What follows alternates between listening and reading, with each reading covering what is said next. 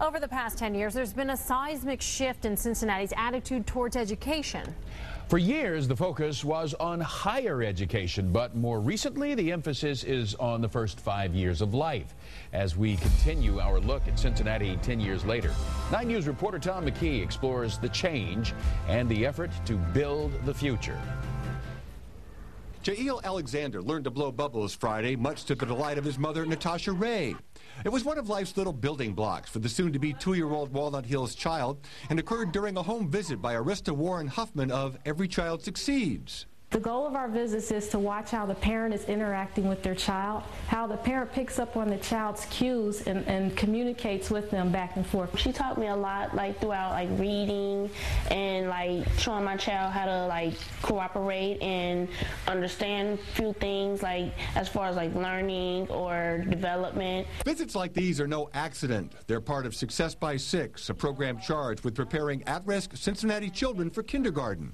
We know that 90% of the brain is fully developed at age 5, yet 98% of public spending in Ohio, state public spending in Ohio, happens after the age of 5. We're just not doing enough, and we've got to do more. Stephanie Bird left 2 decades of healthcare work to become Success by 6 Executive Director, a position funded by Macy's. She coordinates the city's early childhood education efforts. There's data both locally and across the country that shows when a child is prepared for kindergarten, they're more likely to have success in school, graduate from school, go on to college, have higher earning potential, be less likely to be involved in criminal activity, and all of those things benefit the community in terms of reduced costs for human services, incarceration, as well as improving the overall income of a community. It was the 2001 CAN Commission that made improving early childhood development a major goal. Commission members scoured the country for existing programs that worked. Success by 6 was brought here because of its proven track record in 300 other communities. It consists of 2 segments: home visitations from birth to age 3 and quality child care from ages 3 through 6. Arista Warren Huffman's home visit with Natasha and Jael this day focused on reading. Blue horse, what do you see?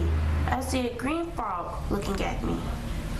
The goal is to boost a child's vocabulary as much as possible by age 3. For kids that are going to be successful, that are going to go on to college, you know, on average, it's about, 15, 16, 1,700 words. For kids that are going to struggle, perhaps drop out, on average, it's about 700 to 800 words. So that 0 to 3 experience is so critically important, and that's why these home visitation programs are so valuable. This Walnut Hills mother says she's making steady progress with her son's development. He'll go get his own book sometimes, and he want me to read it over and over. He really loves books. She's been reading to her child since he was born, 4 months old, and he loves books, as you can see. He's turning pages, he's responding. There's just one problem. Home visits reach only about 30% of eligible children right now. Once a child turns 3, Success by 6 shifts its focus to quality child care programs. Leaders want a strong curriculum, low teacher-to-student ratio, and an environment that fosters learning, social skills, and emotional development. The Ted Berry Head Start Center, run by the Cincinnati-Hamilton County Community Action Agency in the West End, subscribes to those guidelines. Principal Mary Reed says teachers use data to track the progress of every child. Long term, we're going to have people that are going to be ready to work. We're going to have people that are going to be able to use computers. We're going to have people that are going to be able to take care of each other. We're going to have someone that will be able to do every job that society needs to move forward. To help parents choose daycare centers, the state of Ohio has developed a rating system of 1 to 3 stars, with 3 stars the top ranking.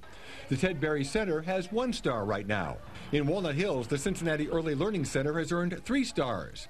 Between 5 and 15 children transition from there to kindergarten every year. We work with high-risk children, and so because of the qualities of the teachers and the qualities of the environment, we have definitely succeeded with these children. Is Success by 6 working? Well, tracking done for the United Way showed in 2005, 44% of children were ready for kindergarten.